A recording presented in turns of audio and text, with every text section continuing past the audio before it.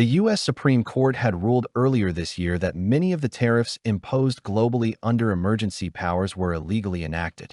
The 10% to 12.5% duties on imports were proposed last month by the White House, and over concerns they were not doing enough to tackle forced labor.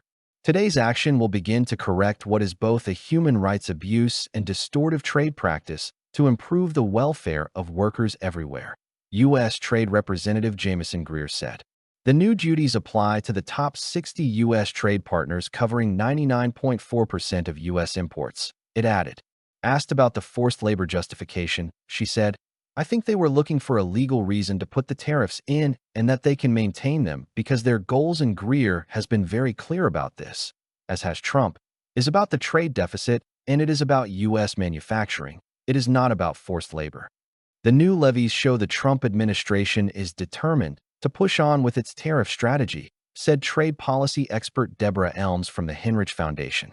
It is unlikely countries hit with tariffs will be able to prove that they have sufficient measures to prevent forced labor imports, she told the BBC.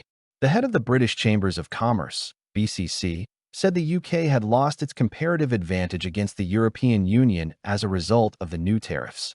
William Bain told the BBC the EU has a 10% all-inclusive deal for tariffs on its goods, while the UK is facing 10% universal tariffs on top of any duties imposed on individual goods.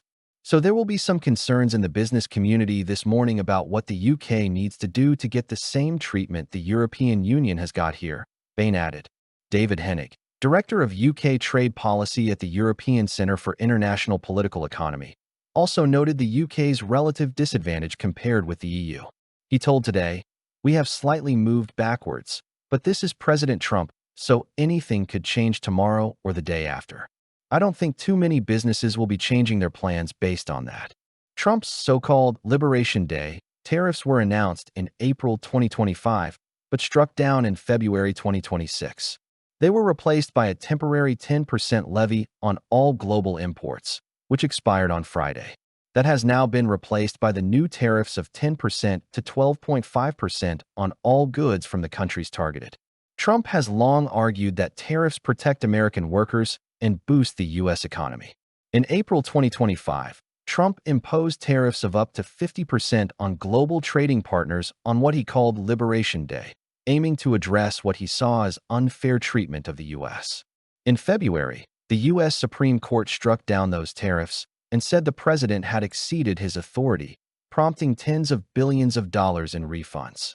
But the White House has since looked at alternative ways to impose import duties, including a sweeping 10% levy as part of a temporary solution that expired on Friday.